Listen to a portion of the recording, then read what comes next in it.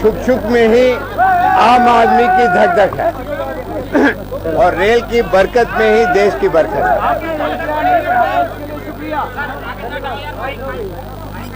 All the best. धूल झोंकने की budget है, आम आदमी के खिलाफ की बजट है। ये मंत्री दिनेश त्रिवेदी उन्होंने एक अनुलग्नता का संलग्नता का बजट पेश किया है। ये खुद ममता बनर्जी का संलग्न मंत्री है। इसमें कोई नया दृष्टि भी नहीं है, योजना भी नहीं है और क्रिया योजना भी नहीं है। किराए की बढ़ोतरी को किस तरह से देखते हैं? महंगाई बढ़ रही है पिछले 7 सालों से और जो माल भाड़ा और पैसेंजर भाड़ा इन्होंने बढ़ाया, इससे और महंगाई बढ़ेगी। दूध को और बाकी सारी यानी किरासिन को, बाकी चीज़ों को इन्होंने जो राहत दिया था वो भी वापस लिया है। इसलिए यदि एक वाक्य में कहे, आज के रेल बजट आम आदमी के खिलाफ की बजट है। इस बजट का पूरा विरोध करेंगे और हम सभी यूपीए के अलायंस से यदि दरखास्त करेंगे सब एक शामिल हो जाए आम आदमी के पक्ष में और ये माल भाड़ा और पैसेंजर भाड़ा रोल बैक करने का मांग रखें। बजट सत्र चलेगी सुचारू रूप से? बजट सत्र चलेगी, लेकिन बजट सत्र में हम आम आदमी के पक्ष के संघर्ष भी जारी रखेंगे। पहली बार किराया बढ़ाया है। ये आम आदमी की सरकार है, लेकिन इस किराया बढ़ाने से आम आदमी पर राहत मिलने के बजाय उस पर बोझ आया है और रेल मंत्री चालाकी कर रहे हैं। उनको बताना चाहिए था कि कितना % किराया बढ़ाया, उसके बजाय प्रति किलोमीटर 2 पैसा, प्रति किलोमीटर 5 पैसा, प्रति किलोमीटर 30 पैसा। ये जगलरी क्यों? अगर पार्लियामेंट सार्वभौम है, उसको जनता को ठीक जानकारी चाहिए, लेकिन 2 पैसे बढ़ाए कहना है। लेकिन अगर आपको 1000 किलोमीटर जाना है तो फिर 200 रुपये किराया बढ़ता है, उससे 5 पैसे से 500 रुपये किराया बढ़ता है। तो एक बहुत बड़ा बोझा सर पर डाला है। नंबर 1, इससे महंगाई बढ़ी। महंगाई को राहत लोग चाहते हैं देश के, लेकिन इससे रेट में बढ़ोतरी होने के कारण बिल्कुल महंगाई में भी बढ़ोतरी होगी। तीसरी बात है, कहा गया हम नए रेल मार्ग ऐसे जगह करेंगे जहाँ पिछड़े हुए एरिया है, जहाँ घाटी का एरिया है और आदिवासी और शेड्यूल कास्ट जहाँ रहते हैं, ऐसे जगह को हम सोशली और बैकवर्ड एरिया को रेल के लिए हम ज़्यादा पैसा देंगे। गए साल भी कहा था, इस साल भी कहा, लेकिन प्रोविजन में इन एरिया को कोई अग्रक्रम दिया है ऐसा नहीं है।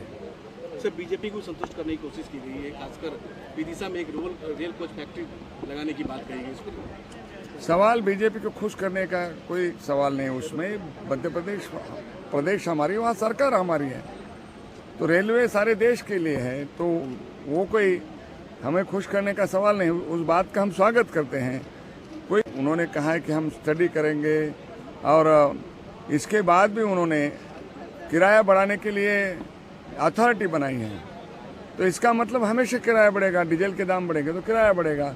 8 साल रेलवे के प्रवासी को राहत मिले, लेकिन 8 साल की राहत 1 साल में उन्होंने निकाली।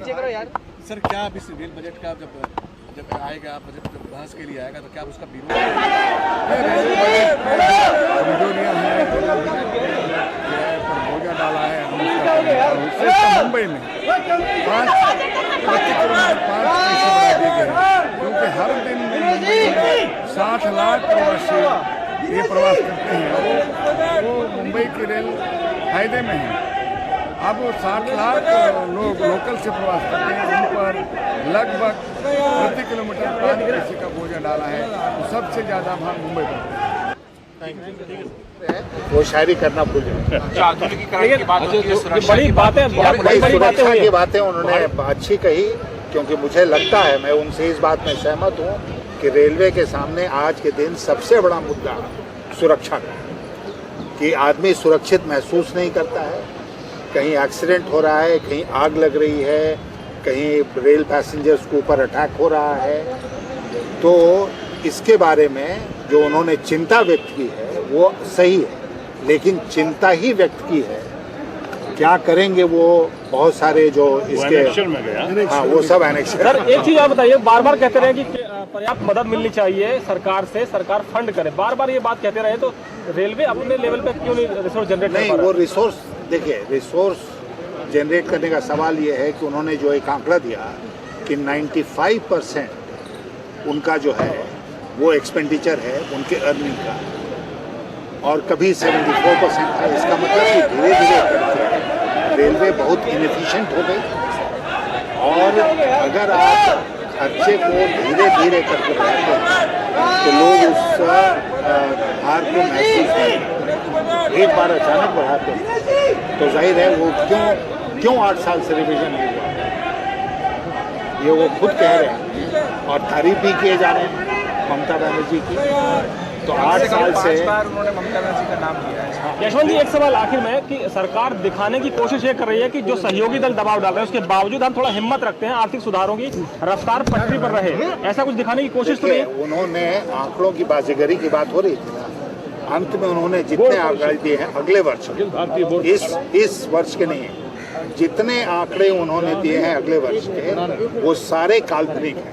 चाहे वो पैसेंजर अर्निंग का हो, चाहे वो फ्रेट अर्निंग का हो, चाहे वो घाटे का हो, वो सारे के सारे काल्पनिक फिगर्स हैं। क्योंकि एक बात शुरू में ही उन्होंने नहीं कही जो सबसे महत्वपूर्ण बात है कि अर्थव्यवस्था जो है उसकी गति धीमी हो गई। गति अगर अर्थव्यवस्था की धीमी होगी तो उसका असर माल ढोने के ऊपर पड़ेगा ना, तो उसका कहाँ उन्होंने उसका जिक्र भी नहीं किया, और अपने काल्पनिक आंकड़े दे दिए कि इतना बढ़ेगा, इतना बढ़ेगा, ये हो जाएगा हमारा रेशियो, वो गलत है। थे कि सुरक्षा, स्वच्छता और ग्रीन टॉयलेट के ऊपर जो चिंता व्यक्त की है हमारे रेलवे मिनिस्टर साहब ने, वो वाकई बहुत सराहनीय है और प्रशंसनीय है। लेकिन बाकी सारा का सारा बजट अखिल भारतीय बोर्ड परिषद का बजट दिख रहा है, ये प्रॉक्सी बजट है, और प्रॉक्सी बजट ने लिखा किसी और ने, गाया किसी और ने। ये जो आज हुआ है ऐसा दिखता है जैसा हमारे मित्र हरिन पाठक जी कह रहे थे कि ऐसा ही अगर रहा और ऐसा ही आने वाला बजट भी आया तो फिर आप कह सकते हैं कि लास्ट बट सेकंड, यानी आने वाले यूपीए सरकार के शायद ये आखिरी बार 2 बजट पेश हुए हैं, एक हुए और शायद दूसरे होंगे, और उसके बाद जो होगा शायद लास्ट रील यानी आखिरी रील पट्टा छेप हो जाएगा, ऐसा दिखता है।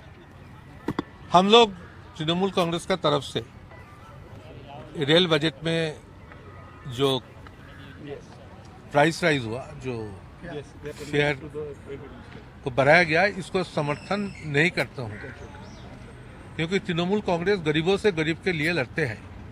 हमारे नेत्री ममता बनर्जी कभी गरीबों का कष्ट होगा, गरीबों की कोई दुख पैदा होगा, इसको साथ इन्होंने कभी साथ नहीं दिया। बंगाल में भी आज एक सरकार चलाते हैं 34 साल के बाद, कोई विषय पर टैक्स बैठाना ये भी नहीं करता है। बहुत दुख है दिल में, लेकिन गरीबों के ऊपर कभी बोझा नहीं दिया। आज जो रेल बजट हुआ, ये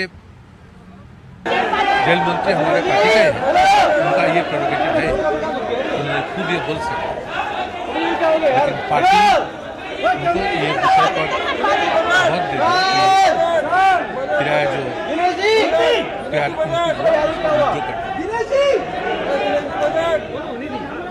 और हम लोग ये चाहते हैं कि सारे बंगाल में नहीं, ये सारे देश में गरीबों से गरीबों लोग आज ममता बनर्जी जो देश का गरीब लोगों का सबसे बड़ा साथी है, गरीबों का ये तृणमूल कांग्रेस का कोई पॉलिसी भी नहीं है। मंत्री का रूप से जो पार्टी का